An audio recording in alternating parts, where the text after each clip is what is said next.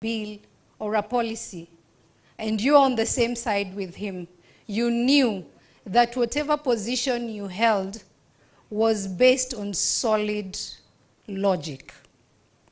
So if you're on his side, he was an asset. But woe unto you if you're on the opposite side. Because my friend JB relished intellectual ambush.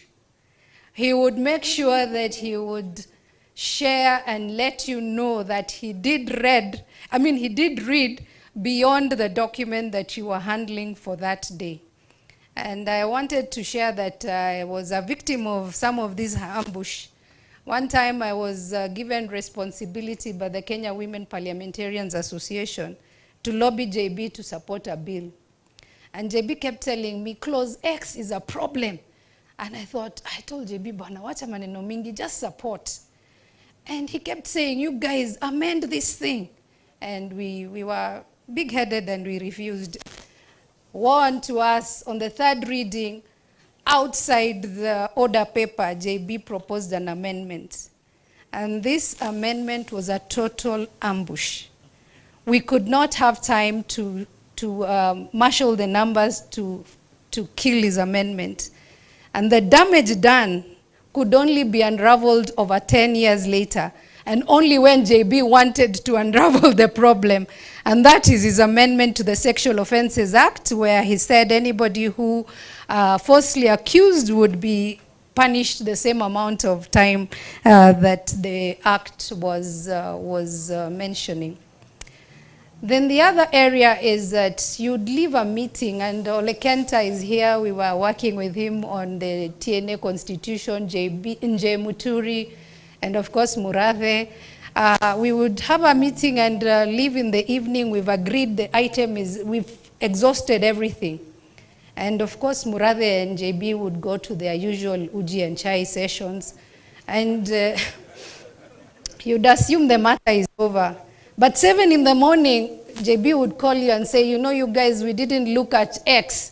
And we just have to unravel the whole document. And I was, what time did he have to read again after we had already left 5 in the evening and he had these uji and chai sessions of his?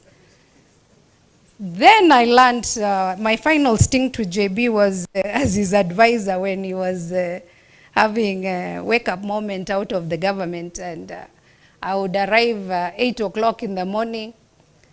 Kumbe JB has reached there 6:30, has read everything. So I was wondering whether I was the advisor or he was the one advising me. So this thoroughness that he had were the right ingredients for anybody who wanted a person who would make sure that you're never ambushed in the legislative arm. And there's a lot of ambush there. So when I was proposing him based on the discipline, the fairness, and the integrity to processes that JB had. So I'm really happy that he went ahead and did 10 years. And my friends, you know, when we started doing the lobbying, suddenly JB became a minority president for us. Suddenly we even said that he was Mbere and he was not from Central, because we were told JB for speaker would be the wrong optics. And so I'm very happy here today to be sharing and reading this wonderful book that does not only trace JB's footsteps in the corridors of power, but shares with us his contribution to the growth of some of our institutions and to actualization of some of the work that we did during the constitution making process. And now that everybody looks so serious, I'd like to just say congratulations, JB, and we look forward to the next page, next book. So thank you very much. Ladies and gentlemen, the Honorable Amina Abdallah, once again, a round of applause. So much, Mheshimiwa. Thank you. Thank you so much. Asante sana. Right, just a little bit of interlude. I want to change the stage a little bit so that we can proceed with the rest of the speeches. I'd like to invite my assistant, Ajani Saidie Kidogo, to do a bit of changes here. Asante. All right. TJ, asante.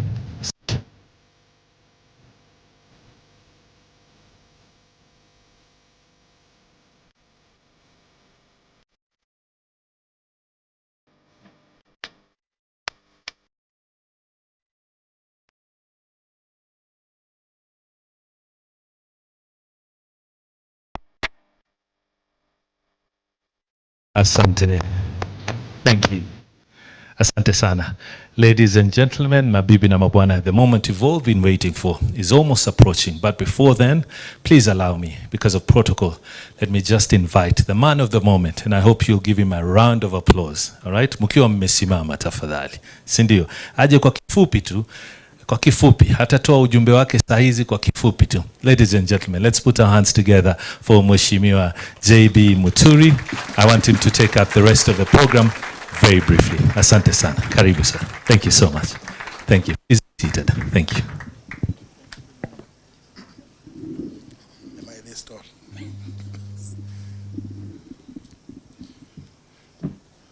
Thank you very much. Our chief guest, the Honorable Stephen Kalonzo Musyoka, my brother, the second Deputy President of the Republic of Kenya, the Honorable Gachagua, my brother, the Honorable Eugene Ludovic Wamalwa, my brother, Dr. Fred Okengo Matiang'i, members of parliament here present from both houses, former members, colleagues from political parties, friends from academia, friends of friends, ladies and gentlemen, good evening.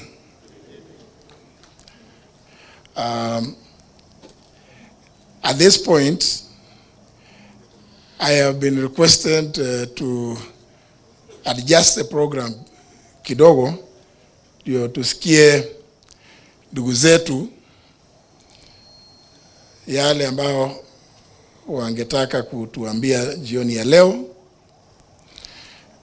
I'm quite alive to the fact that today being a Friday, I'm not trying to confirm anything that Honorable Amin Abdallah has said. And because in our midst we have David Murathe, if I make reference to Uji, people might think that that's where we are hurrying to. But let me begin by thanking each and every one of you for finding time this Friday evening to come and share with me the glory of this momentous occasion of the launch of my memoir titled The Fight for Wonder. Thank you very much.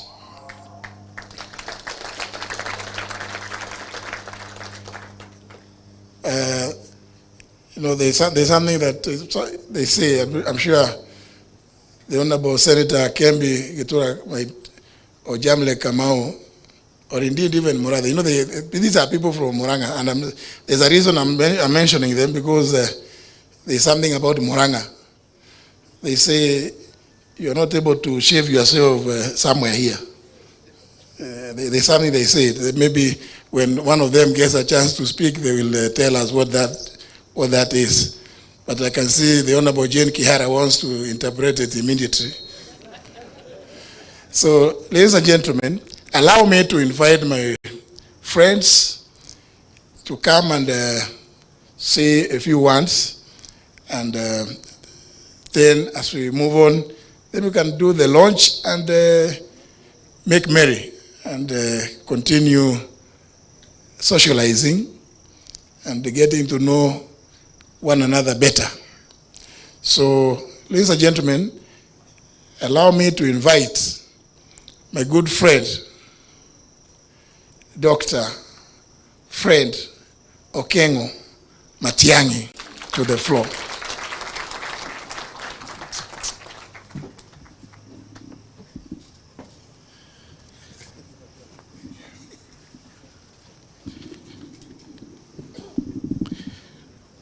Uh, Your Excellency, Honorable Stephen Kalonzo Musyoka, Your Excellency, Honorable Rigathi Gachagua, my brother and my friend Eugene Wamalwa, Mr. Speaker, and all of you wonderful people present here today.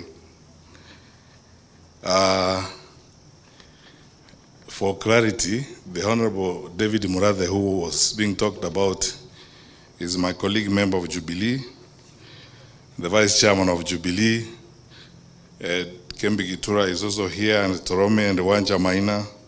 These are now recently, for the business of this red shirt I'm wearing, some of my compatriots. And thank you all of you for being here.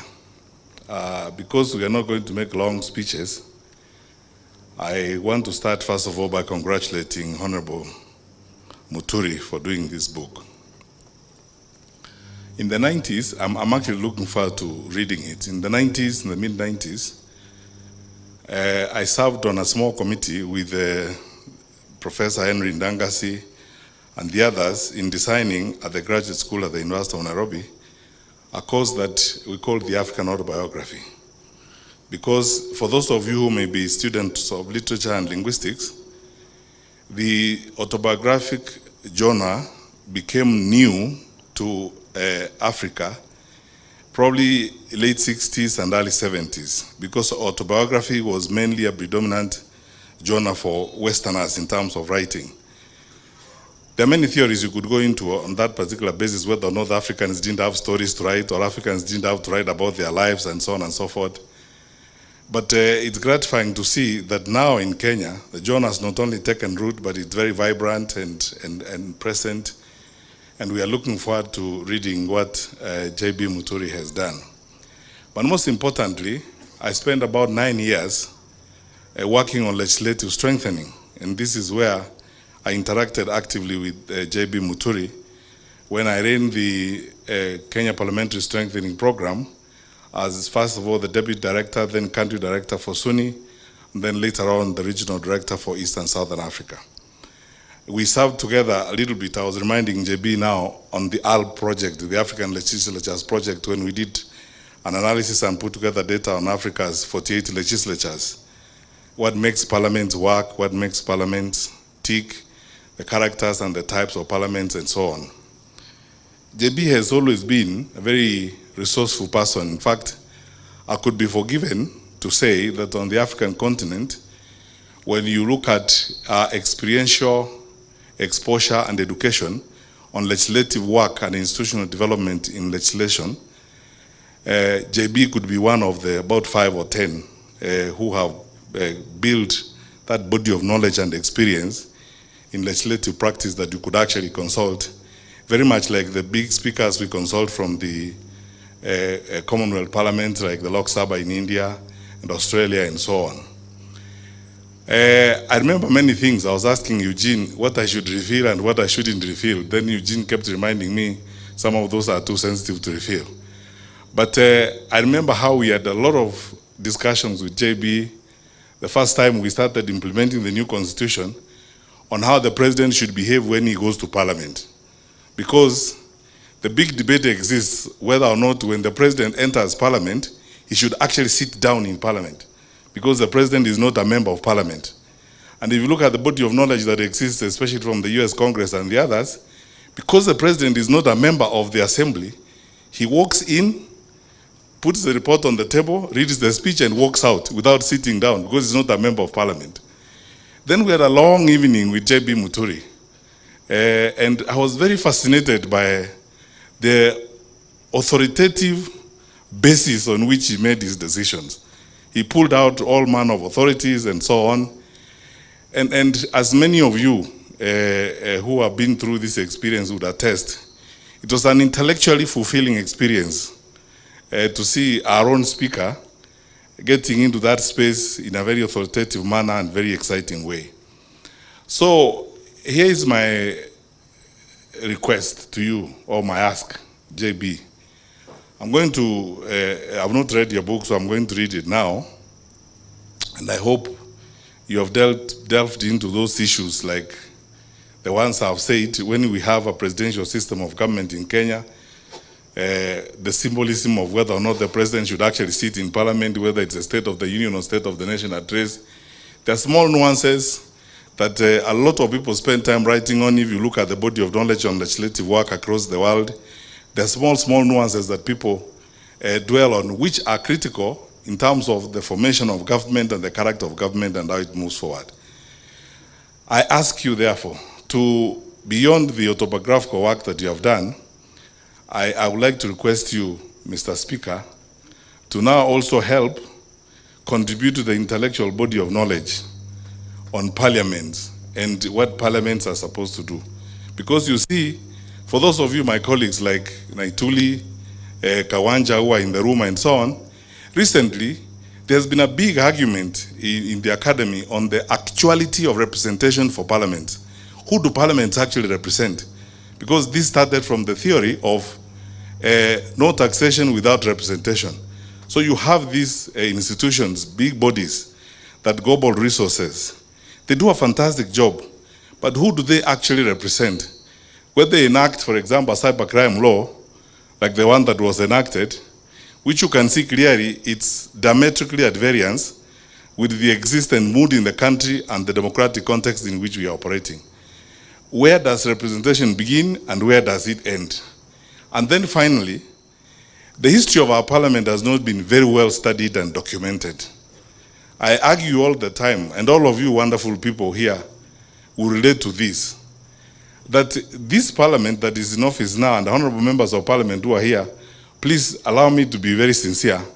This is the first time parliament has not acted and actually invoked its absolute institutional mandate, which is bipartisan representation to deal with issues of the day.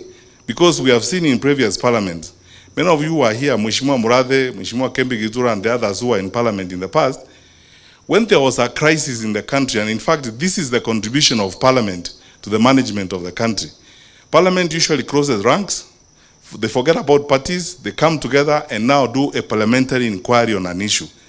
When the Gen Z demonstrations happened in 2024, and what happened in parliament happened, quite frankly, from a government point of view, and as somebody who has been a cabinet minister, I thought that the executive branch of government was going to take advantage of an absolute opportunity available to them, ask parliament to have a bipartisan inquiry on what had happened, so that then they can follow and provide even an opportunity through which expression and discussion would happen on the challenges of Gen Z and what was happening in the country. Now, we haven't seen that rigorous use of the institution of parliament for the good of the country, where, for example, investigations like those would happen. And both parties in government and parties in the opposition would sit and deal with those kinds of issues.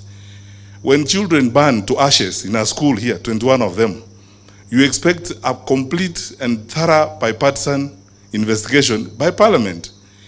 No, none of us here, I don't know whether there's anybody even in this room who knows how many graves are in Shakahola and how many people died there. No thorough bipartisan parliamentary investigation. This is why there is now a big debate on the actuality of representation for legislative institutions. Who do they actually represent in the long run? Are they acting in the good of the people, or are they acting in the good of the political environment of the day? But anyway, such is life. Thank you so much, my brothers. And JB, you have done all of us proud. Continue to do what you are doing.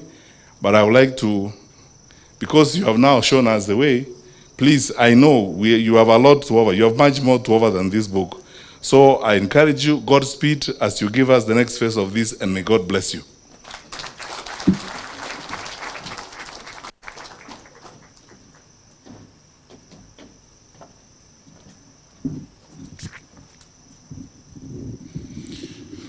Thank you very much, Dr. Matiang'i. And let me take this opportunity to recognize one of my very good friends, many good friends who arrived when Dr. Matiang'i was on his feet. And this is none other than somebody I worked with in Parliament for many years, Mr. Michael Rotich Sialai. the immediate former clerk before Njoroge took over. Njoroge took over from him. And actually, after he left Parliament, he added another title. He's ambassador, Balozi. Karibu sana Balozi Sialai. Thank you very much, Fred. It's very enlightening to listen to people who have had that exposure of working with parliaments. And indeed, it's a very interesting discourse that you've alluded to. And I think when we were doing the new constitution, I think one of the things that, somehow we felt was going to capture some of these issues is, for instance, the heavy reliance and insistence in providing for public participation in our constitution. In fact, for Parliament, it is mandatory. They are required under Article 118 to do public participation whenever considering any bill, any motion, or any other business before the House of Parliament. And of course, it is already provided for in the overarching provision in Article 10. Maybe debate, and I think this is a very good challenge that has been thrown, because when we're doing the constitution, particularly you look at what you provided for in Article 95, Clause 1, about the National Assembly. You say the National Assembly represents the people of the constituencies and other special interests. Those of you who have the Constitution can check. That is Clause 1 of Article 95. I'm not adding anything, not even a comma. But good debate. That's why I think on an occasion like this one, it's good to have people to come and also enlighten us on some of these things that we will need to consider. I'm aware, I'm sorry that most of the members of Parliament are absent, and gotten an apology from both the Speaker and the Clerk that they are having what is called the Speakers Roundtable meeting with KEPSA, Kenya Private Sector Alliance, in Mombasa. But some are saying if they could sneak out, they could fly back to Nairobi. Those kind of meetings, members of Parliament cannot discuss in Nairobi because they can't get anything. Anyway, they don't like. I can say my good friend Honorable Mule is disputing, but it is the truth. Members of Parliament will not get the stuff properly if you hold meetings like those ones in Nairobi. They prefer either in Mombasa, mainly Mombasa, or Naivasha. The environment there is usually conducive for members of Parliament. So that's why many of them are not here. And an apology had been given on their behalf by the clerk and the speaker. Many of my colleagues, judges particularly, are obviously not able to attend because we might say some few things here which might make them shiver. But they are with us in spirit. Many of them are very good friends. They are people we work together. In the book, there is a lot of reference to my class of 81. So many of them have sent me messages. Tuko nao pamoja. Na wengine, they send their apologies through Amina. I think they feigned sickness, some of them. But we will deal with that at another appropriate time. With that, ladies and gentlemen, allow me to invite my good brother, the very eloquent former Minister for Defense, the Honorable Eugene Ludovic Wamalwa.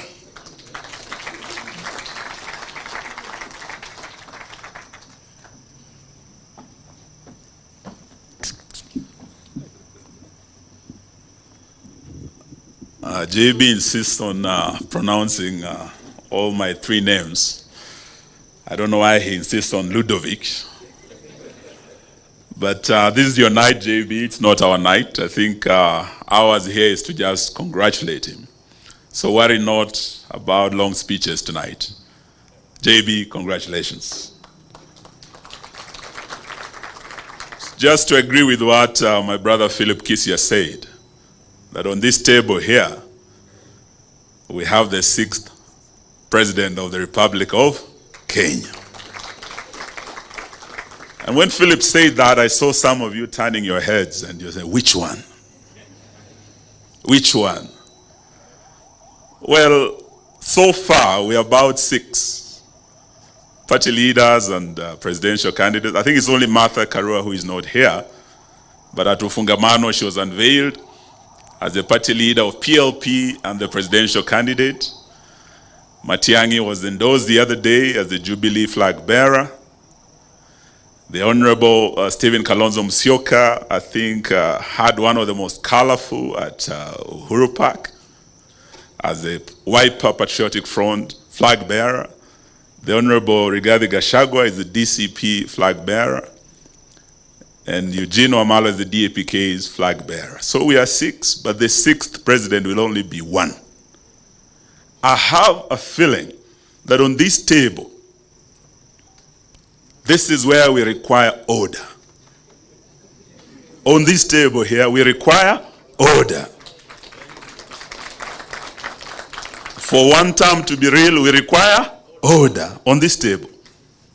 I have a feeling J.B. Muturi might just be the man who might bring order on this table.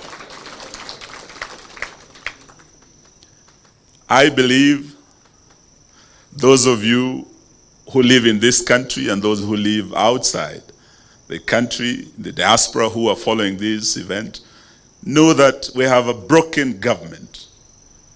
From the health sector to education, everything is broken. And we need order to be restored in all the sectors across. And for that to happen, we need a leadership that can create order, an honest leadership, a leadership of integrity. People who can look each other in the eye, look Kenyans in the eye, and tell them this country is headed in the wrong direction. And we must have an about turn to save our country. I met J.B. Muturi kitambo sana, but those of you who know him, I think he's one of the most honest politicians I've ever met.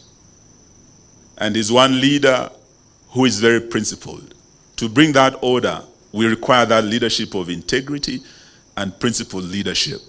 As Mahatma Gandhi once said, the greatest of the 7 sins that he talked about is that sin of practicing politics without principle. Here tonight, we celebrate a leader who, through his public service, and is one man who's worked across all 3 arms of government, from the judiciary to parliament to the executive, and he has shown integrity and honesty. Sometimes it has costed him.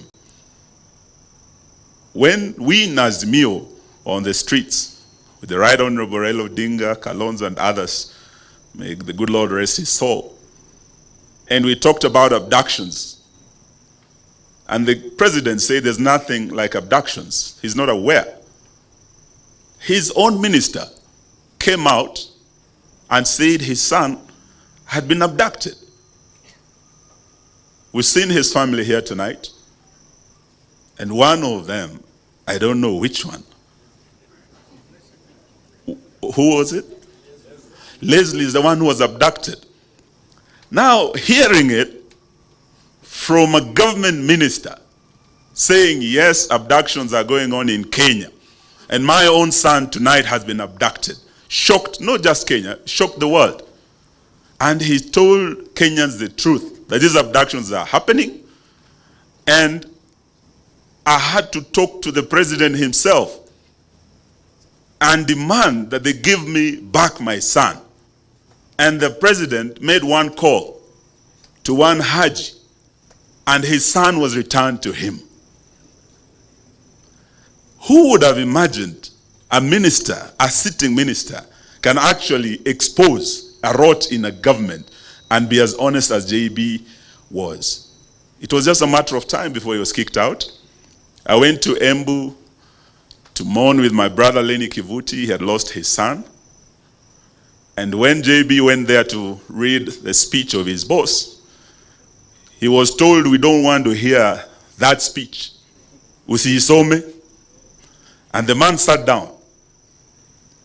And when I met him later on, as Lenny was laying his son to rest, he told me, Eugene, my days are numbered in this government, but I want to tell you this.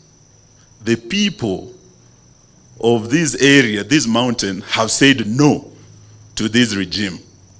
And they have said it must be one term. This was a sitting cabinet minister. It was just a matter of weeks before he was kicked out.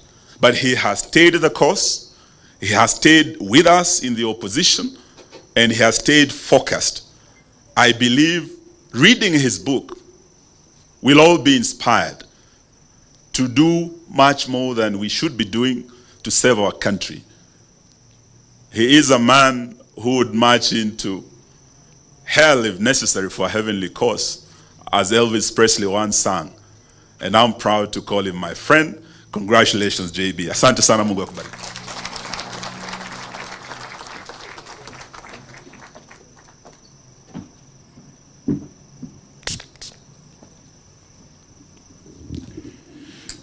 Allow me once again, thank you very much, Honorable Eugene Wamalwa. Allow me, my sister,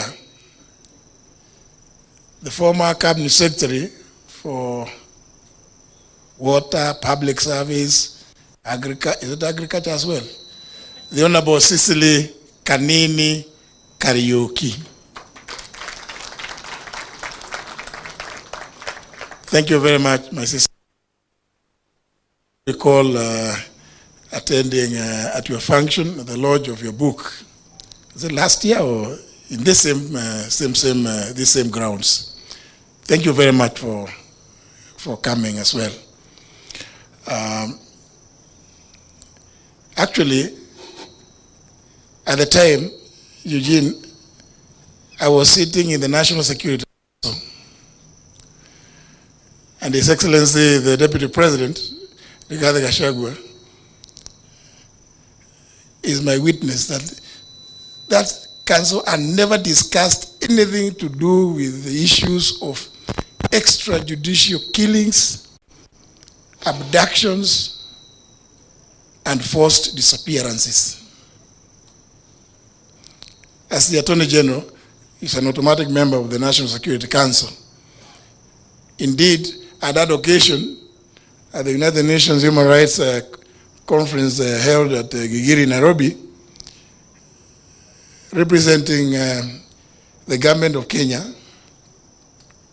and specifically the President of the Republic, made a commitment to the world that issues of enforced disappearances would never happen in the Republic of Kenya in the year 2023, July. So sometimes, when you work with that, with some of these commitments that you have made to the entire world, and then suddenly you start hearing certain things happening, you really get disturbed. Thank you very much for reminding us about that incident. Ladies and gentlemen, I'm sure many of you may be waiting to listen, to hear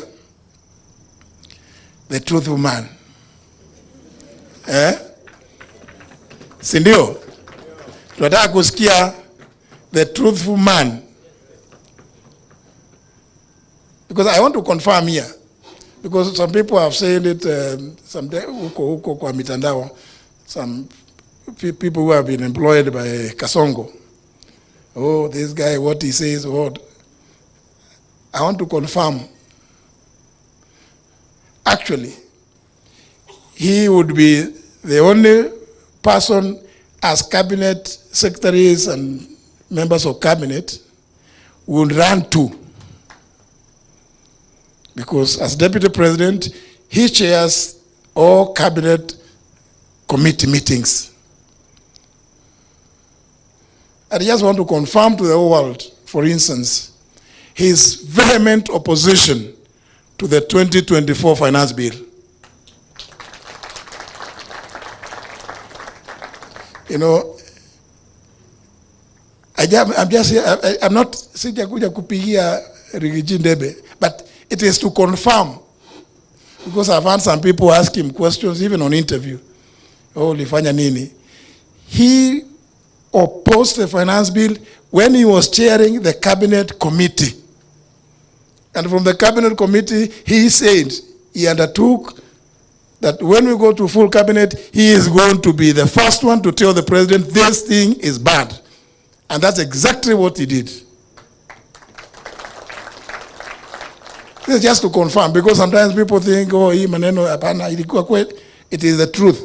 And even those who are there, by the way, I extended the invitation for this launch to all the sitting cabinet secretaries.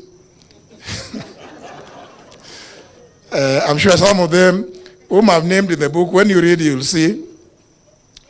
Some of them, of course, in fact, some are in Embu. They are in my village, Lene, today. But the shocking thing, Eugene, was they finished, and we have also told people, since what you are being given is actually your own money, which is being siphoned out, and actually, as the EG has severally told Kenyans, itisha, wakija, itisha. Sasa what happened today, they went and gave the women only 200 shillings, and we had told the women it must be 1,000. So they say, no, you have a balance of 800. Which they didn't give, and as a result, there was only one choir, one term. That was right in our village where Lenny and I come from. It is, these are some of the things that sometimes when you listen to what is happening, well, I don't want to say much. Let me invite to the podium the truth man, His Excellency Rigathi Gachagua, the second Deputy President.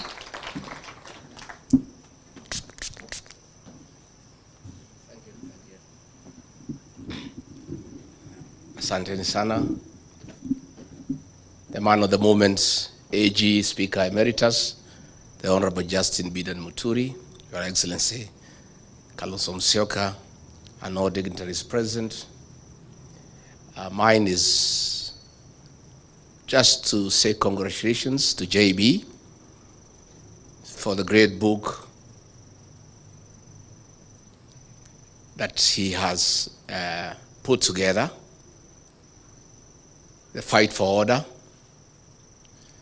And JB, my brother, my kinsman, as a student of literature,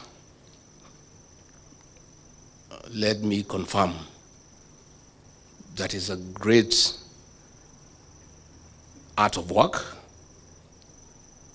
And in literature, you evaluate content and form.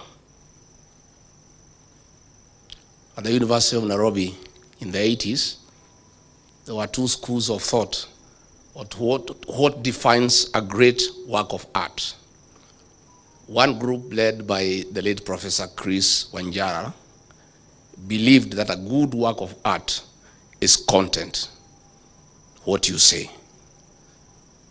Another group led by Professor Henry Dangasi believed that a good work of art is the form, how you say it.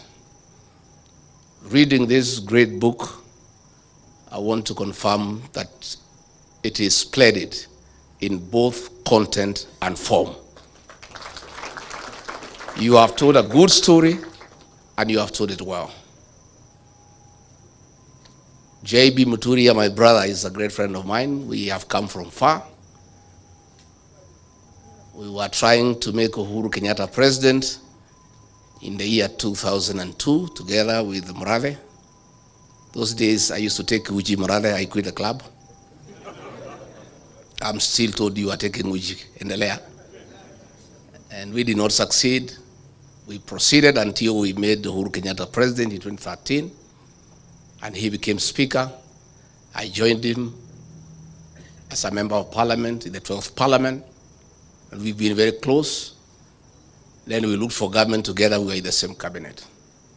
What JB has written here, especially the latter part, is true. And in the cabinet we served under Gidenji. JB and I were the only true, honest people.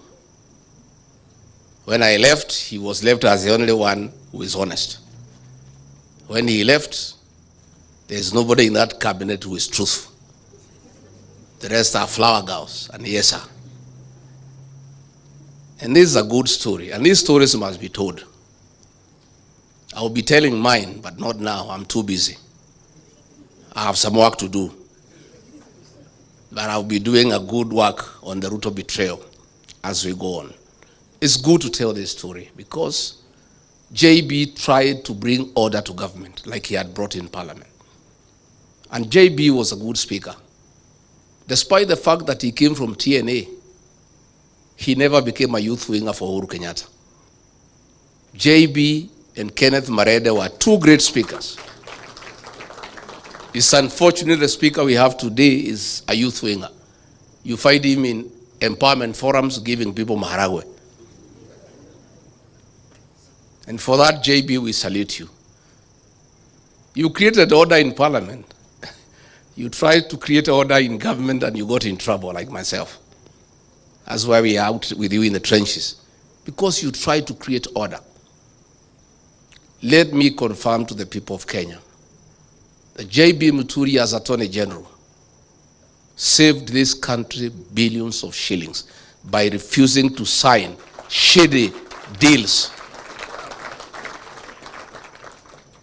that were laced with conflict of interest and state capture. I remember when one day he was in Dubai and William Ruto called me very annoyed and very angry and full of abuse, abusing JB Muturi in all manner of abuses. Wewe Regiji, tafuta hiyo mtu yako ya bere, hiyo mjinga. Bure kabisa hiyo mtu. Hii sanamu mlitoa wapi mliletea mimi as Attorney General? Tell him, nitafuta yeye kazi. I'm telling him to do things he cannot do.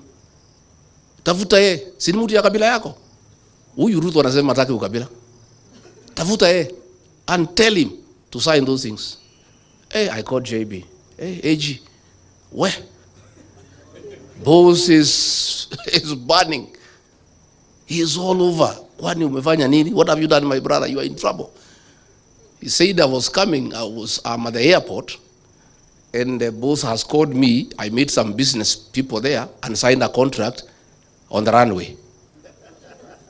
And I've said I can't. I need to look at the document, give it to people at the chambers, interrogate, and advise government whether it's in order or not. I cannot sign. So I called the president. I said, no. Boss, what you're asking JB to do is wrong. He's on transit, and he's being given documents by people he doesn't even know to put his signature as Attorney General that it is right. And he stood his ground. He was trying to call government to order. I remember one day we were in Naivasha for a conference for cabinet secretaries and principal secretaries. And William Ruto called me to his room again and abused me and my community because of JB Muturi. Hii mtu yako ya bere, bure. Ebu muite hapo mwambie hiyo vitu nimwambie afanye. And he should not tell me anything. I'm the president. I am not a lawyer, but I'm the president. What I want must be done in this country. Can you look for him and you get back here uniambie? So nikatafuta JB, nikaita yeye kwa room yangu. JB, again wewe, you have robbed my boss the wrong way. What's the problem? JB said he is asking me to sign a deal to buy land with the funds from the Settlement Trust Fund, SFT, for putting up an industrial park. This fund, by law, you can only buy land to settle squatters, to settle Kenyans who are landless. You cannot use it to buy land for any other purpose. I cannot do it as Attorney General. Please tell him I will not do it. So I went back to him, I said, it cannot be done. And he has explained to me, and I agree 100%. So when J.B. Muturi says we need to call the country to order, he has lived those words. And he was my soulmate in cabinet, because he was only the truthful person who is fearless. One day, when they are in cabinet committees, the president had tasked his tribesmen there in cabinet to keep him informed on the deliberations in cabinet committee by text. So if the direction a debate is taking is not going his way, especially in issues he is conflicted, he would send you a text and tell you how to take the conversation. So JB looked for me and we agreed what to do. Himself and myself, we will leave our phones away so Ruto cannot reach us. By the time he has been told what he wanted is not going the right way, to a petition. And he has told you, I would say, I rose finance bill, everybody. Oh, Muturi, I said, boss, this thing cannot be accepted by the people of Kenya, and we'll have an egg on our face. Kenyans will not take this finance bill. He took me to task. I said, no. I told the Secretary to Cabinet, Mase Wajau, put it on record for posterity. I have said, no, it will not work.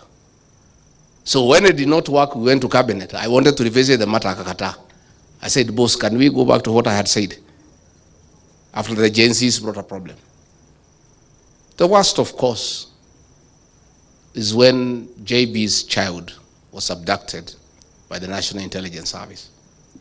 And he called me, William Ruto was out of town, and said, Deputy President, my son has been abducted.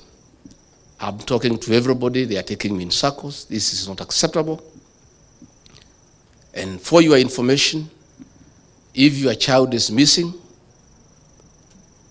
and is suspected to be in the hands of the police or security agencies, you go to court and file what you call a habeas corpus, compelling the Attorney General to produce the person, dead or alive. So J.B. Muturi asked me, as Justin Muturi, if I file a habeas corpus against the Attorney General of the Republic of Kenya, whom will it be served upon? So I called Kindiki, Mr. Yesa, he took me in circles. He was in Interior. I could see he's lying. He knows, but pretending he doesn't know. I called Nurdin Haji, he took me in circles. I called Mohammed Amin, Director of CID, he took me in circles. I called Japheth Kome, he was the IG, he was talking to me in Kemeru. And they were all taking me in circles. And I called William Ruto, he was out of town. I said, Mr. President, Your Excellency, we have a problem in our hands. The son of your Attorney General has been abducted. He sits in the National Security Council. He is here with me asking why anybody would abduct his son. And he sits in the National Security Council. He is a principal legal advisor to the government. If anybody had a problem with his son, it's just asking Meji, can your son turn up here? I said, this is not right. Wewe Rigiji wacha fitina bana. Wewe umenisumbua. Kila siku unanipigia simu fitina. Abducted by who? In which country? Wewe bana usinisumbue. Usilete mimi fitina. He's put on the phone. So I told JB, go and face him. He knows where your son is. I've listened to him, I know him. And JB took my advice and I alerted him. I told him I will alert you when he arrives. The minute I was told he is 10 minutes away, the choppers were alerting, I said, be at the gate. He went and faced him head on as a man. And JB Pongezi, that's the way to be a man. And within 2 hours, his son was at home. This is what we need for this country. Most people are cowards. JB, you didn't want to waste time inviting CSs. They cannot come here. They are cowards. They don't want to be associated with you because of what you say and what you speak. Let me say finally, JB is a good man. He was my boss in Parliament as Speaker. I was a first-time MP. 5 years down the line, I became his boss as Deputy President. He respected me in my new position. All the other MPs we came with from Parliament had nothing but disrespect and distaste for my new position. But this man here said, God has given me this opportunity, we must respect authority. So we developed a very tight relationship. And I had to pay him back one day in kind. And it's good I tell you. After the Gen Z protests, the cabinet was dissolved. And William Ruto was struggling on what to do, bring Raila and his people in, this, that, and we let him do what he wanted to do without too much argument. And he announced the first batch, and out of the positions I had negotiated for my counties where I come from, he did not appoint anybody from Embu. And I asked him why. He said, let's wait kidogo. So, in the next appointment, the final one, he called me and Musalia so that we flank him to announce the last batch of cabinet. And he was in a hurry. Let's go. I said, hey, what do you mean we go? How? How do we flank you to announce what we don't know? No, wewe rigiji wacha maneno mingi. Musalia, let's go. I said, no, I can't.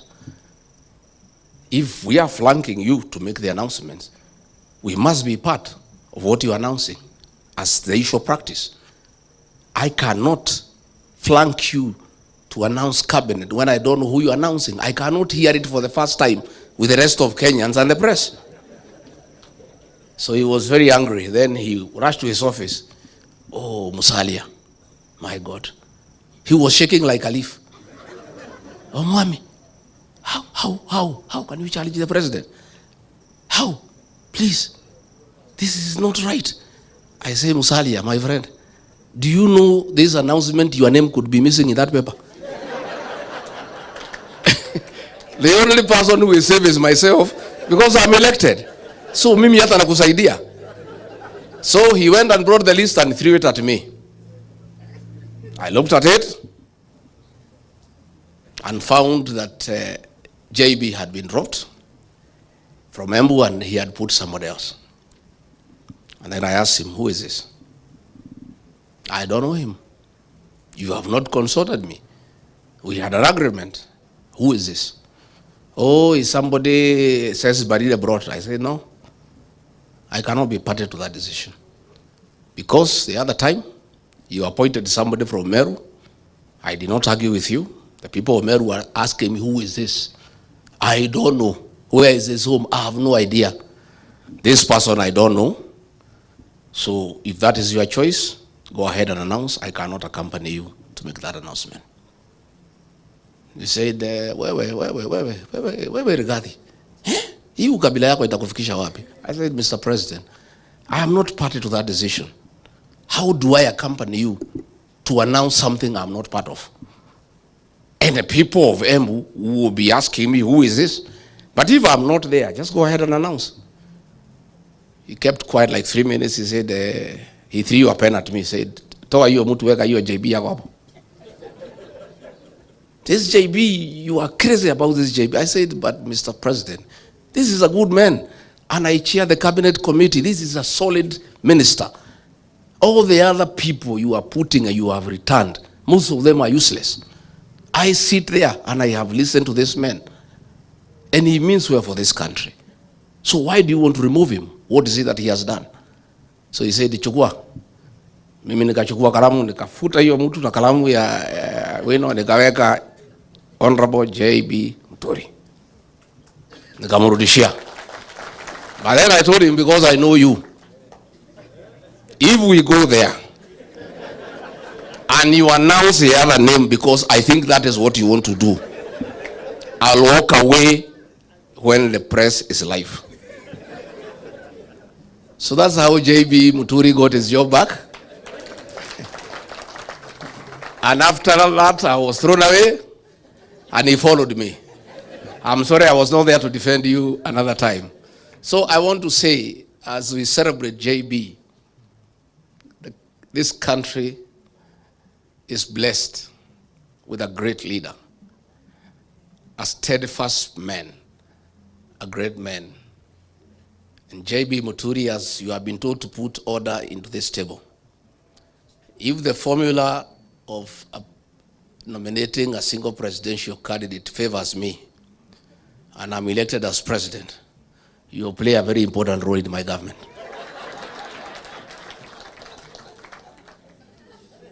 And for having been kind to me, when you asked me to step down my candidate with Senator Lene Kivuti, our senior elder, you know, in our community, we have seniority of elders.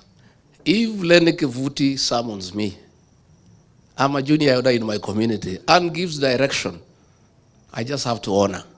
So when Lene Kivuti and JB Muturi summoned me and said, as better people, we have decided that you step down your candidate in favor of Newton Karis, I agreed with the two senior elders from our community, because that is the way things should be run. So JB Muturi, please take us to Bere with Senator Kivuti and call the people of Bere North to order.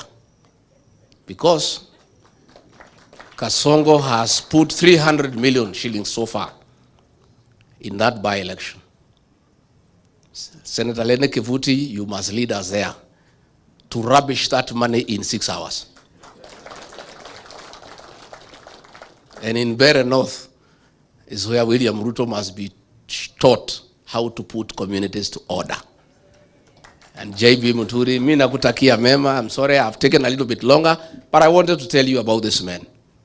And where we are as a country, we need such people. JB Muturi and myself could not last in that government. The leader of that government is a pathological liar. I have actually serious doubt whether his real name is William Ruto. We are just too honest and too truthful. And for those we have joined hearts together, Stephen Kalonzo Musyoka, Fred Matiang'i, Eugene Wamalwa, Mada Karua, please get used to me, and JB will be very truthful to you. And always take it well, because we mean well for this country. And for you to help this country, you must be truthful, not only to yourself, but to the people of Kenya. Asanteni sana na shukuru sana.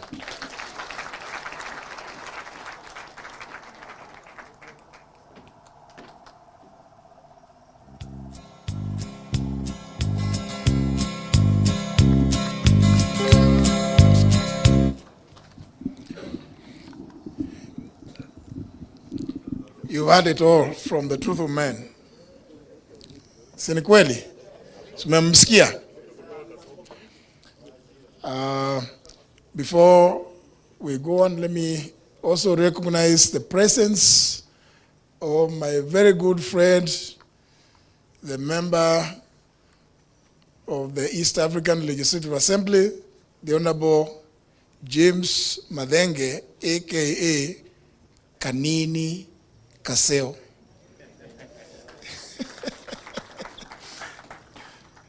He was with me in the 11th and 12th Parliament. Thank you very much, brother, for coming. Let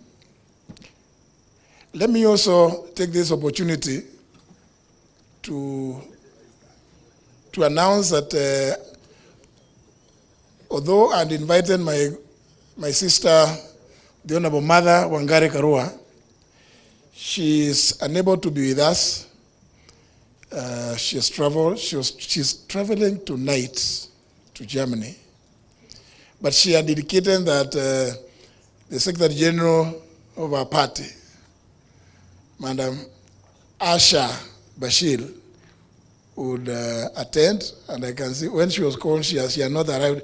Asha, maybe you could come and just say a word, because it is indeed true that Mother and indicated to me that you would come and represent your party and her. Please, come here.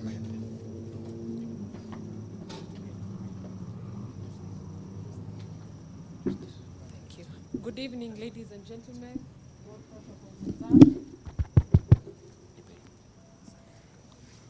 All protocols observed. My name is Asha Bashir. I'm humbled to be here on behalf of the Honorable Martha Karua, who left last night for Berlin. She gives her salutations to JB. She tells me, I tell you, that she has worked with you from judiciary all the way to parliament, and to tell you that this great book should be an inspiration to millions of Kenyans, and especially the young people of this country, to learn that with resilience and patience, you learn.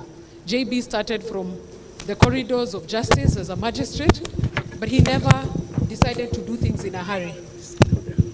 He decided to take each step and walk through the journey with sheer hard work, and above all, with honesty and integrity. So the Honorable Martha Karua says today, let us learn and emulate JB and serve in whatever capacity, not out of greed, but out of conviction that the country and the world deserves a better place. Mine is to thank my chairman at the commission and to wish him all the best. I can't wait also to read this book. As a young person, we will learn from you. So thank you so much and have a lovely evening. Thank you very much, Asha. MC, you want to changamsha kidogo? Asante sana. Mheshimiwa, thank you so much. And to our excellencies who've spoken and wengine wengi. Just a little bit of interlude from Bana Mazembe kidogo tu, tuchangamke kidogo tu, and then we'll go to the final session of our speeches today. Asante sana. Thank you, Mheshimiwa. Asante.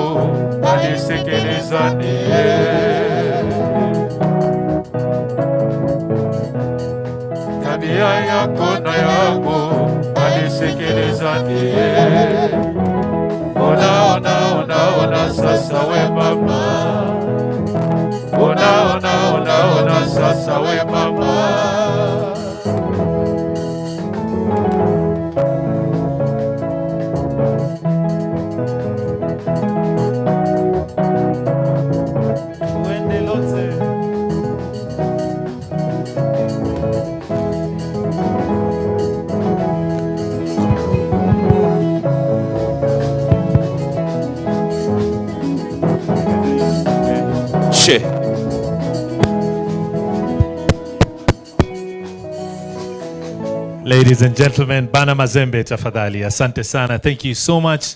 Asanteni sana kwa wageni, distinguished guests, excellencies. We are now coming to the final session of our speeches, and then we'll get to the grand launch, and then we'll celebrate together. Asante sana. Nataka sasa, mabibi na mabwana, munisaidie tumkaribishe the man of the moment, the former Attorney General, Speaker Emeritus of the National Assembly, Mheshimiwa J.B. Muturi. Let's now hear from him what inspired him to write this beautiful memoir that he's launching here today. Makofi kwake tafadhali, asante.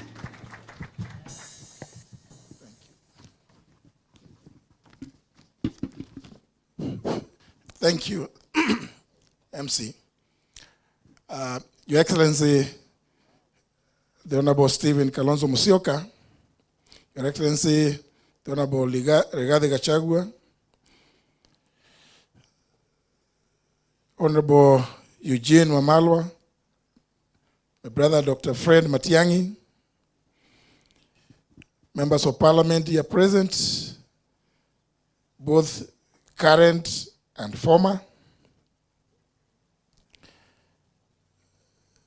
friends,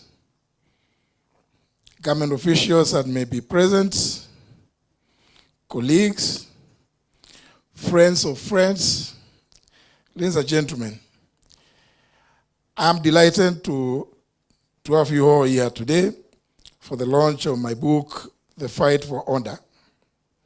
It's a good thing to have friends among the guests here to hear me speak and to share in the celebration of this milestone. Let me say, I'm happy I've told my story as candidly as I could. I hope you will enjoy reading it and that it will inspire you to help me in my mission of building honest institutions in Kenya. Thank you for making the time. And as I said earlier, this being a Friday, I'm sure you'd rather be somewhere else, probably partaking of tea or uji or many other broths. As my good friend, the former president, who has written the foreword in this book, these days often refers to some of the beverages that people take on Friday evenings. This launch is also a milestone for political leadership and political memory making in Kenya. I hope more of us are here, and even those who are not will get the time to pen your memoirs and autobiographies to give the next generation an intellectual grounding on how to do things and how not to do things. I appreciate each and every one of you who has bought the book, and special thanks to those who have bought more than one copy for donations to your community libraries, your organizational libraries, especially the lawyers, the researchers, the think tanks, editions. So please don't be shy in your reviews. You already heard Senator Lene Kifuti challenging me to proceed to begin doing another one. When this book came out, a lot of people, especially those from the political class, were very, very afraid. They thought and put their names down and exposed them. You know, when you are the Attorney General, you know very, very many secrets. I can tell you without fear of any contradiction that the stories I've written about my time in Parliament, my time in the Cabinet, and my time at the State Law Office are things that all happened. There's quite a lot that I didn't put in the book also. There is only so much one can say in a book that is about 450 pages. This book is really a moment of personal reflection about my time in these important offices. To my friends from campus, normally call ourselves the class of 81, I know you remember that day when we met in 2021 at my place. We sat, we broke bread, we ate some nyama choma, had a lot of uji and tea, and danced. And I also told you that I was writing a book, and you thought it was a joke. Here it is now. It's taken some time, and it's quite a lot of work turning rough thoughts into readable book that so far as the promise of being a good seller. There are many themes in the book, but there are five ones that I would like to speak about. In the first chapter, I talk about my upbringing. It's just a reminder that in my life, those early formative years shaped who I became. Very soon I'll be 70 years.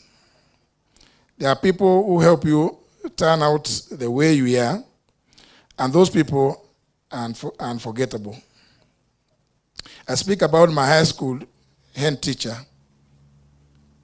I speak also about my primary school teacher, one Mr. Lincoln Jeru, who taught us the power of handwriting and how to write well, how to write legibly.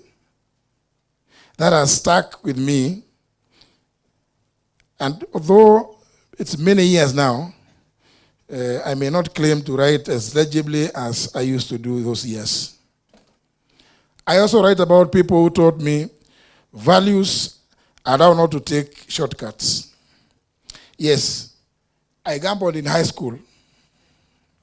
I fought with teachers to run plays. I was not a model student in that sense. And I think that is why I learned my lessons at Kangaroo School. Next, I tell the story of the university years. I never at university imagined I would turn out to be a politician, a speaker, an attorney general, and a cabinet secretary. Life worked out that way as it did. I even wanted to be the president of Kenya just the other day. And here I am telling you about it. Indeed, the party I lead, the Democratic Party, has in its constitution that the party leader is always, invariably, the presidential candidate of the party in any general election, unless the party enters into a coalition agreement with other parties. I studied law and worked in the judiciary. I moved around the country, understanding the law, seeing how justice is done and not done in some instances. These days, I see lawyers complaining about delayed cases and judges complaining that they are overwhelmed. And in my days as a magistrate, I would get to the office very early and made sure that I did not have much on my entry. And even new lawyers reduce the games that you play on people to delay cases whenever you appeared before me. The weaknesses in the criminal justice system are well documented. But we can expedite the delivery of justice and make this country indeed and truly a country of the rule of law. It is doable. We probably need to look at our work ethics as people serving Kenyans. Kenyans need speedy justice. Can you imagine somebody fighting a case for 20 plus years or even 30 years? And this is not a story. There's a case I dealt with that stuck in the courts for years after I left. I'm not even too sure that it has ever been resolved to date. I also write about leadership culture in Kenya. The lowest point in my career was the frame-ups when I was in the judiciary. I write all about it. And I learned that in leadership and in politics, the backstabbing never stops. The backstabbing never stops. In the judiciary, in politics, dealing with KANU, Jubilee, and even now, Kenya Kwanza. It was constant backstabbing. Indeed, the Honorable Gachagua has just alluded to some of those instances. fitina mingi. A lot of snakes, hypocrites. Yes, you know them. I hope more colleagues can tell their stories. Labda tukianza na Rigiji. Stories would be amazing about what I talk about: hypocrisy, backstabbing, hypocrites all over, conmen, fitina mingi. I also write about the legislature, the legislative politics, and the Parliament of Kenya. The Honorable Amin Abdallah alluded to this. As the first speaker under the 2010 Constitution, setting up all those structures, you learn a lot about change management. I write about what my friends in the media called the supremacy wars, the Senate versus the National Assembly. Some people think that the fights were personal. No. The issues we were fighting about, like the division of revenue laws, are still there. I say in the book, unless the Constitution is amended to better define the roles of the two houses with regard to the budget-making process, the fights will continue regardless of the many advisory opinions that may come from the Supreme Court. I write about the Constituency Development Fund, now called the National Government Constituency Development Fund. I say it in the book that this fund needs to go. Members of Parliament here present, please don't start throwing stones at me. I'm just saying what I believe in. I've given reasons. With the devolution, we need to get serious.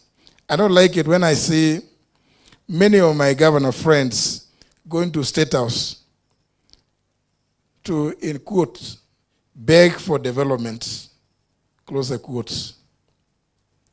Look at the Constitution. You need to negotiate your pound of fresh. When you sit in the summit, chaired by the president, and at the IBEC, those are the forums that we are to discuss and debate issues about what resources need to go to the counties. Don't come to Nairobi to beg the president for development. The more you beg, the more you are entrenching the culture of an imperial presidency. And that we must appreciate has been done away with in our 2010 Constitution. So governors, please, stop this habit. You are taking the country back to the era beyond 2010. One of the many, of course, many of you will buy this book because I write boldly about my time as Attorney General and as a Cabinet Secretary. I know some of you are waiting to hear the stories I've told about the current administration of William Ruto. Well, these days he has many names: Kasongo, Kaongo, Githinji, et al. Many names. It is one of the worst decisions I made working with William Ruto. I thought I could infuse change from within, but I realized that the fish rots from the head. My friends in Tanzania say, siku zote ng'ombe anayachelewesha msafara ni ng'ombe aliye mbele, lakini ule ng'ombe anapigwa ni ule yuko nyuma na ndiye huyo anapiga kelele. If this country is to progress, we need to deal with the leadership at the top. We keep saying one term, and we mean it. This isn't personal, but objectively speaking, for a person who talks a big game but does the opposite, it is really disheartening. There's a saying, a quote, "Who are worse than murderers and pretenders?" There's also something about hypocrites. And I must warn you about manufacturing crises. Every time you see our president manufacturing a crisis, just know he wants to eat. Just this week, we heard him talking about power rationing, when the bulk of electricity is geothermal, or rebuilding the airport. You must have noticed that he's even costing the airport to the tune of 200 billion. Never mind, he was speaking in a foreign land, never accompanied by any engineer, any architect, any QS to give him these figures. He merely jumped at the figure of 200 billion. He would assign a value to a project just from thin air. I talk about this through the Kedong Ranch. The Honorable Gachagua has just alluded to it. And the multi-billion tender, which I refuse to sign when they try and cornering me at the airport in Dubai. You do not, on one hand, collect hundreds of billions of shillings and then make the government borrow its own money. And then you go to international fora and complain.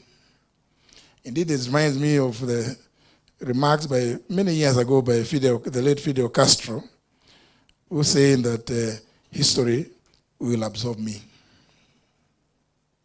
There are also moments when he manifestly flouted the law, and I told him as much. The English say, you cannot lie down with dogs and not come up with fleas. I just want to say that might be true because I have my scars. And lastly, I have to alert you to the rule of law, the human rights abuses, the extrajudicial killings, abductions, and all that.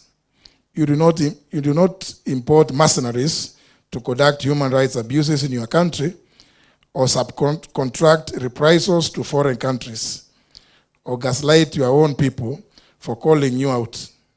You do not run an abduction squad in your own country.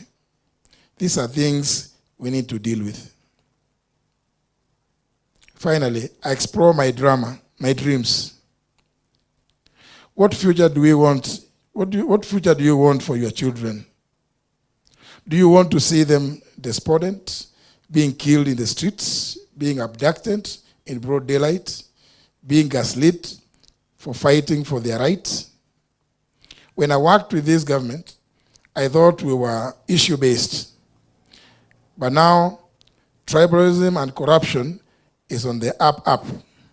I believe in the rule of law and a government that has respect and treats Kenyans with dignity. If I keep talking, I'll be reading the book for you. I don't want to spoil it for you. Read it. Make up your own mind about the book, the content, and about me. And then decide what you can do about it. I hope you come to the conclusion which my good friend, Honorable Wamalwa, has said, one term.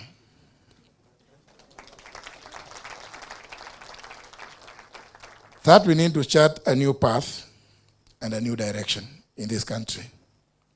You read it, enjoy it, and I hope you buy some copies for your other friends and also for libraries in your locations.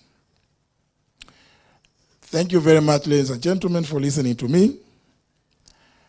And I conclude by saying that I am extremely happy that our good friends from the Frederick Newman Foundation, Judy Kaberia, is also with us. I know at the foundation they do a lot of governance issues, just like several other foundations do. Thank you, Judy, for standing with us. Ladies and gentlemen, I apologize for having to read this because I wanted to make sure that I make every point that I intended to make. With those many remarks, it's now my pleasure, ladies and gentlemen, to welcome on stage our chief guest,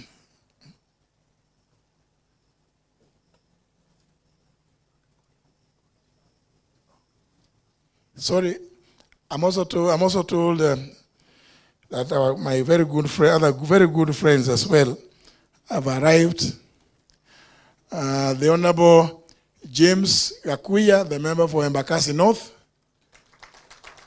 Karibu sana, my brother.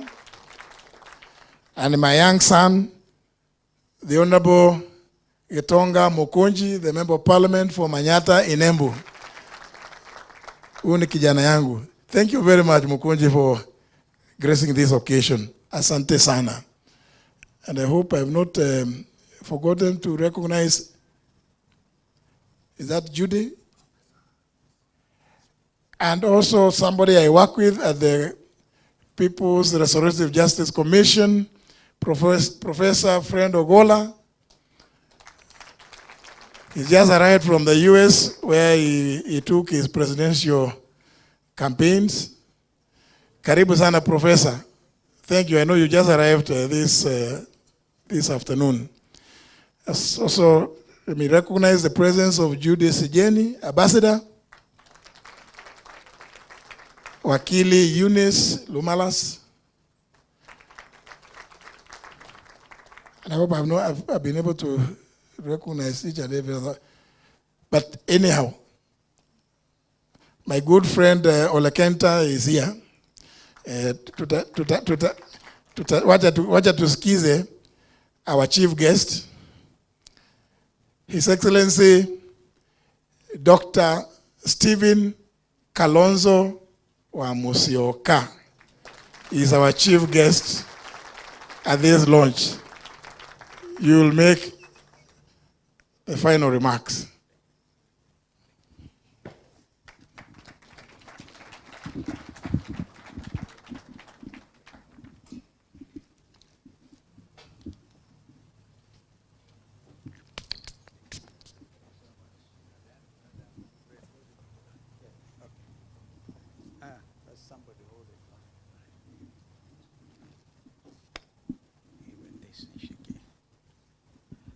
Thank you.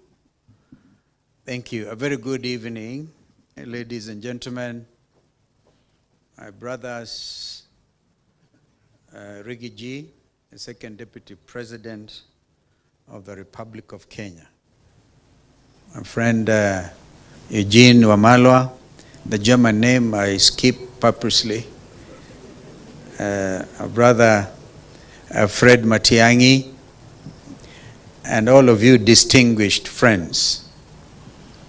You see now, Fred, you introduced some people you came with, or they brought themselves from Jubilee. And because you did that, I received a request, now recognized patriotic front leaders who are here. And I think it is inappropriate because some of them have already been recognized by the man of the moment. But be that as it may, I think I saw some people are with me in Kisumu, in Jaramogi something, right? Kago Kajaramogi. I saw Mukunji there with me and Cicely, and even those ambassadors are there, Sijeni, and I think Lumalas was there. Ndegwa Njiru was there. Did I see Ndegwa Njiru? He was there. Ben Momanyi, I saw you. Ben Momanyi was there. Mwana Mule. Who else am I forgetting? Please just stand so I can recognize you. So you don't take it. Senator Manzo, you are not there. But he should have been there. I think he thought he should have been there, and others. So I'm not able to see who is right at the back. Or is it Wakili Boniface? No. So, ladies and gentlemen, I'm here to do a very simple thing, and that is to launch this book. I asked myself, JB, why did you make me the chief guest?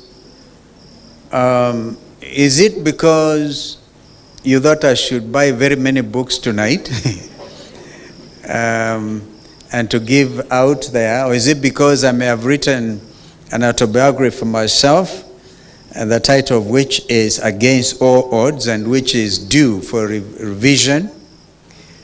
Or is it because I'm older than you? I think it's because of the latter. That I realize this guy is 3 years younger than me, and he's from my neighborhood. I don't know why Brother Rigiji claims Muturi for his own kinsmanship. Because if you listen to JB speak Kikamba, he speaks without an accent. Even the way he pronounced my name before he came here, that's not the normal way you pronounce my name, because he is fluent.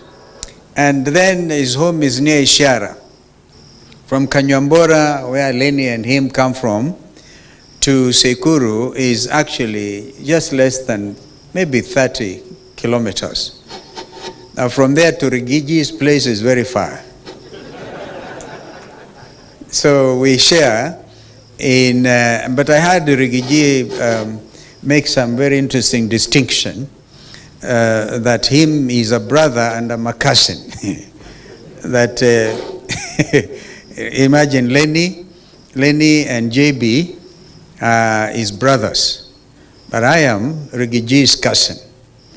But we all felt that anybody who is feeling the weight of misrule, over-taxation, is actually a cousin. I think that is why JB asked me to come and really nail it for him. JB, you're a very frank person. And allow me to tell you that Uhuru Kenyatta should have been here.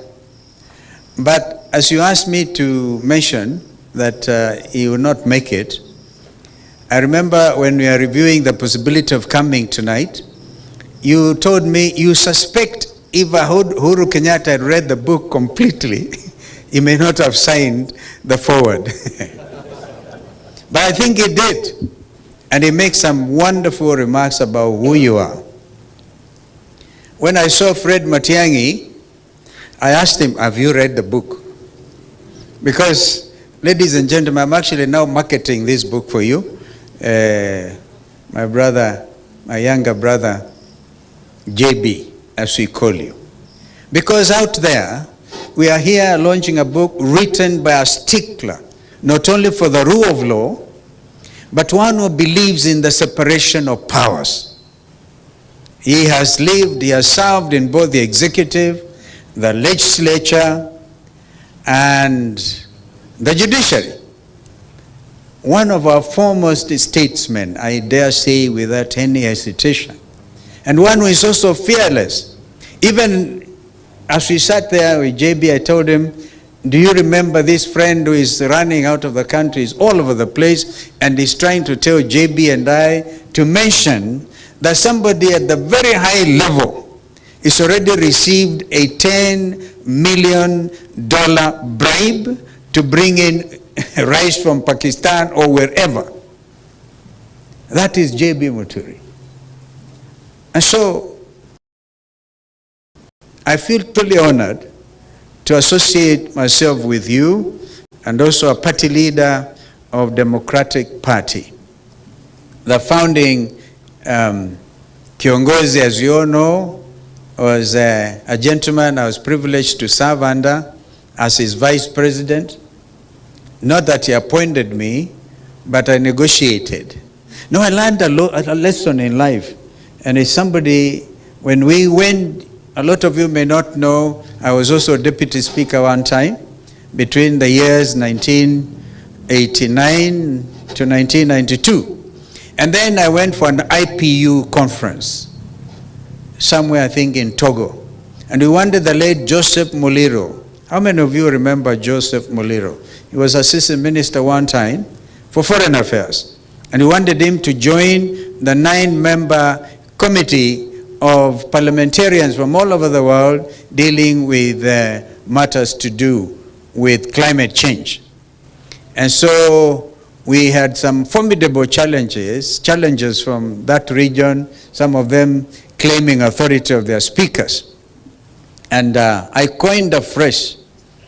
I said, in business, you don't get what you deserve. That is generally said. You get what you negotiate.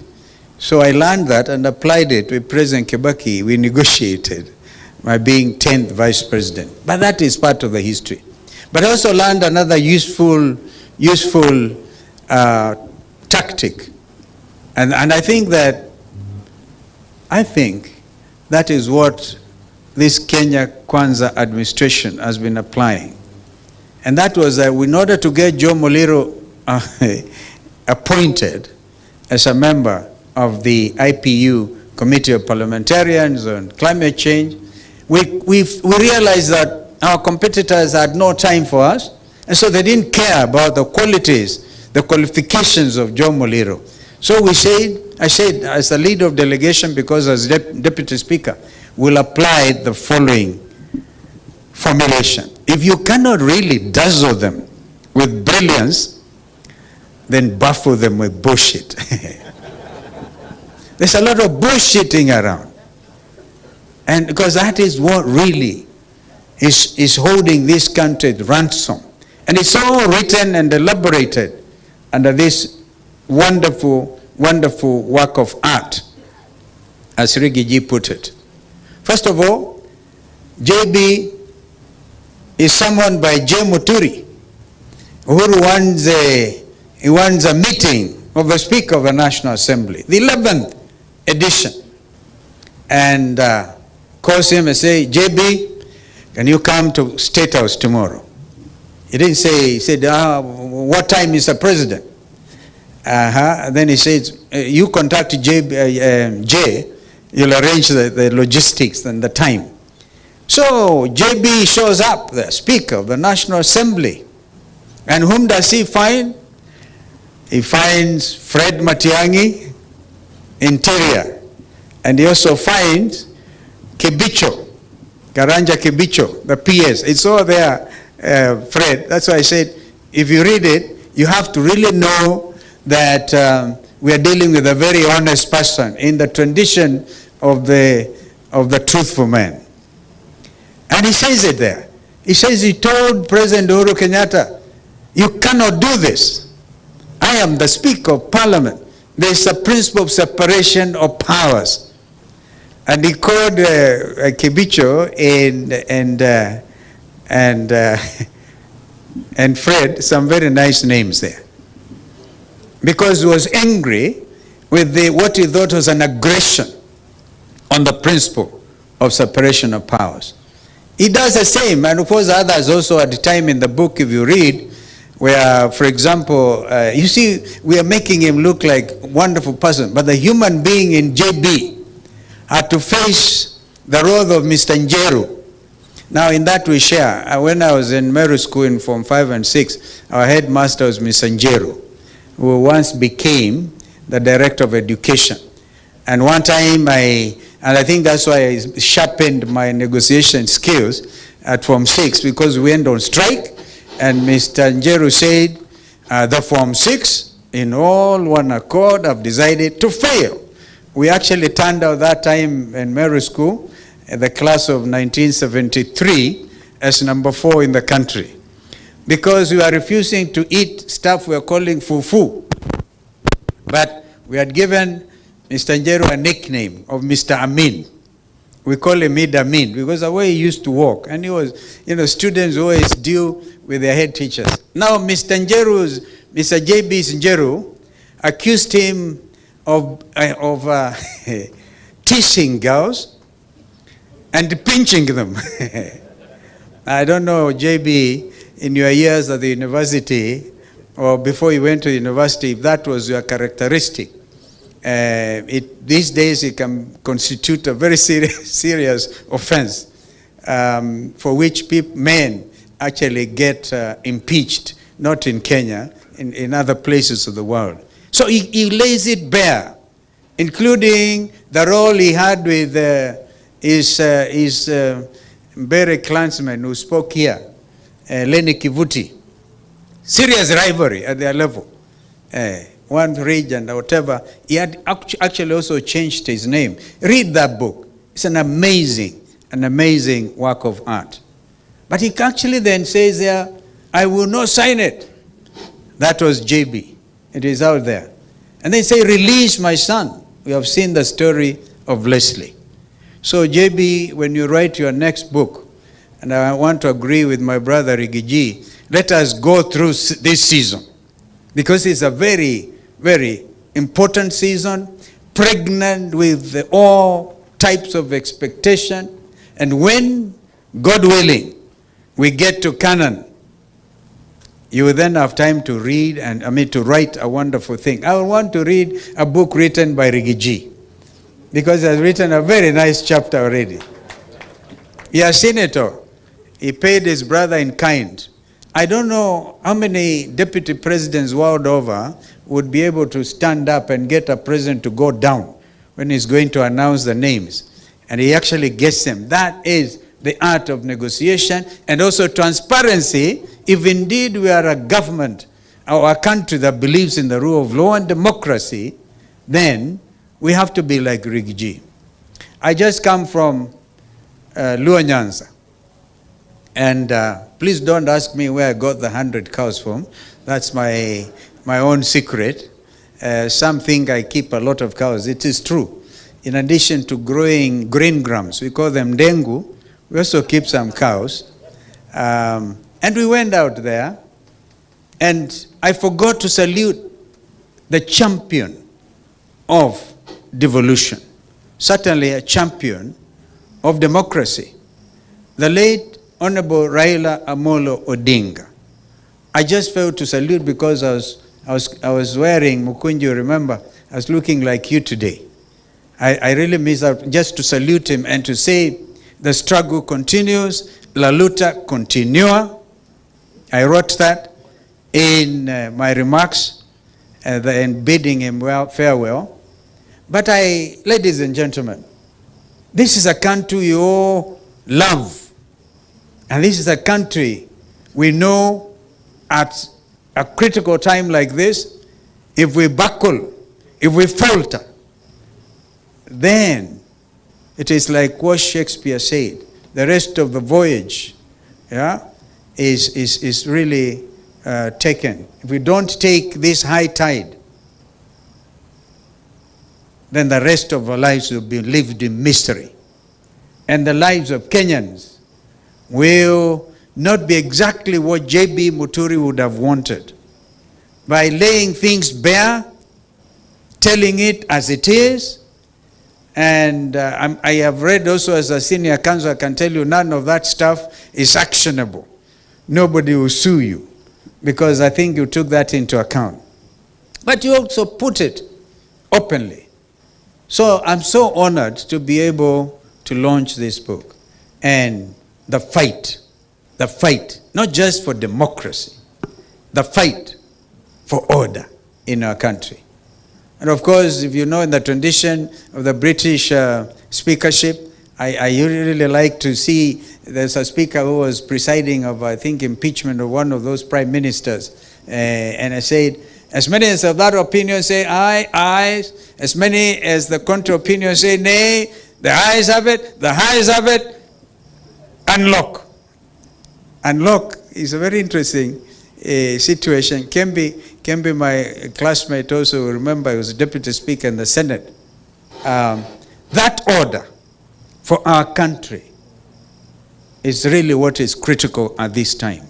And I want to urge of all of us as we read this book to unlock our country, to realize that we cannot live in a country that believes in abducting his own children, And I think in one, he quotes that proverb, JB, in one of quoting that African proverb, when an hyena wants to eat its children, the hyena looks at them and says, "You smell like a goat." We must do whatever it takes. We do not have another time or anything to squander. We have a country literally to liberate and to live the spirit of the young Kenyans who have become a phenomenon world over. Who would have imagined that the very suave Tanzanians, suave, Watanzania wanasema, badala one of them is said to have come through Isabanian border up to Nakuru, akasema, and I must conclude, akasema kwa hoteli moja pale owned by a cousin wa Rigiji, akasema naomba chai. Akamwangalia, akasema, kampatia kikombe kimoja na siagi, mkate wa siagi. Tanzania suave, kapatiwa. Kamaliza, Mtanzania alikuwa na njaa kidogo, akasema, naomba uniongezee. That hotel na kama, sikiza bwana, hapa kuna cha bure. Hapa kuomba, uombaji ni kula hapa na kulipa. Hakuna cha kuomba hapa. The suave Tanzanians thinking the Kenyan Gen Zs were from Mars.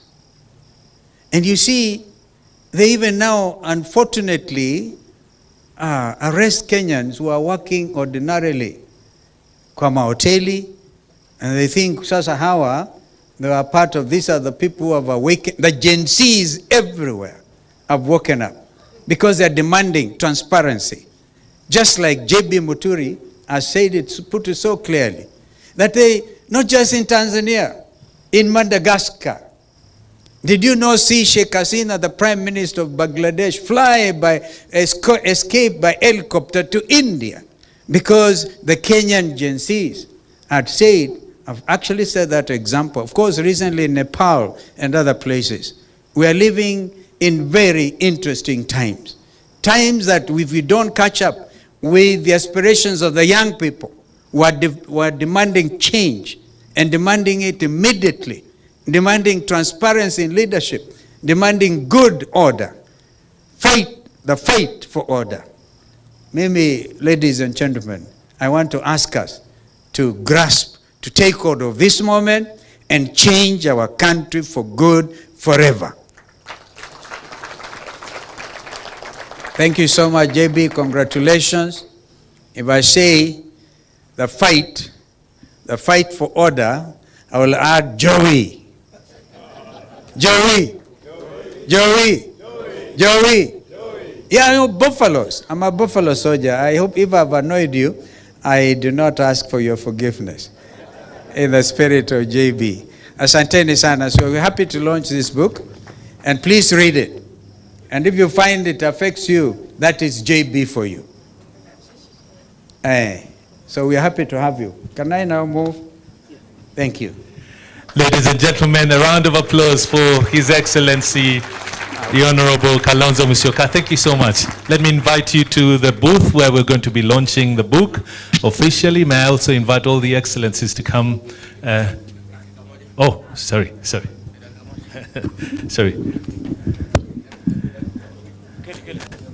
Let's give the Excellency Rigathi Gachagua just a moment before we launch officially the book. Kuna kitu moja nimesahau. The nickname ya JB Muturi, he is also called Anthony Jeru. Do I tell you how the name was arrived at? You heard me the other day crying at Thika Greens addressing lawyers about the quality of leaders from my region. You heard me cry and pleading with lawyers to save my community by electing leaders of high quality and integrity.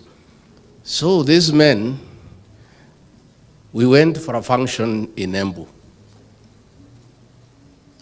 A senator had been elected in Embu in his party. When he rose to speak, this man was an Attorney General. He didn't know what is Attorney General. He said, Mr. Anthony General. That is the kind of trouble me and my region are in. Asante sana, Your Excellency. Thank you so much. A round of applause for Mheshimiwa Rigathi Gachagua. May I invite our please, for the rest of us, please be seated because the photographers would like to capture the picture. Your Excellencies, may I call you here? The chief guest, together with His Excellency Rigathi Gachagua, Mheshimiwa Matiang'i, Mheshimiwa Eugene Wamalwa, Madam Asha, tafadhali njoo. Mheshimiwa, just to guide you, all you need to do is just cut the ribbon and the rest is automatic. But be careful, we'll have pyrodes. I'll give you 5. 5 going down. At the count of 5. Going down. We all count together. 5, 4, 3, 2, 1. Go. And there you have it, ladies and gentlemen. Makofi. There you have it. The fight for order. Officially launched. Bwana Mazengo. Tuendelee kidogo na muziki hapo DJ. Asante sana. Naomba ushers tupatieni vitabu. Principals waweze kuchika vitabu for the photograph tafadhali. Tuwapatie principals.